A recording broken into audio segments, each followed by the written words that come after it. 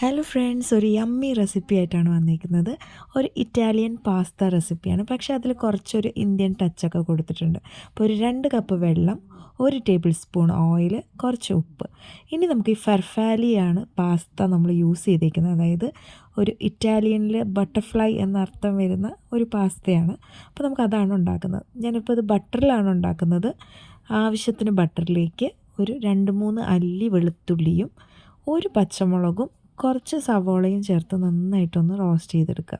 കളറൊന്നും ചേഞ്ച് ചെയ്യേണ്ട, ജസ്റ്റ് ഒരു ഷെയ്ഡ് മാറുമ്പോൾ തന്നെ നമുക്കതിനകത്തേക്ക് കുറച്ച് ഒറിഗാനോവും അതുപോലെ തന്നെ കോൺഫ്ലവറും ചേർത്ത് നന്നായിട്ട് ഇളക്കിയിട്ട് ആവശ്യത്തിന് പാലൊഴിക്കുക. ആ പാൽ ഒന്ന് തിളച്ച് കുറുകി വരുമ്പോഴത്തേക്ക് 1 ടേബിൾ സ്പൂൺ കുരുമുളക് പൊടി ചേർത്തിട്ട് നമ്മൾ വെന്ത് വെച്ചിട്ടുള്ള നമ്മുടെ പാസ്ത ഇതിനകത്തേക്ക് ചേർത്ത് ഇളക്കിയെടുക്കുക. നല്ല യമ്മി അടിപൊളി പാസ്ത കേട്ടോ. ഈസിയാണ്, എല്ലാവരും ട്രൈ ചെയ്യണേ.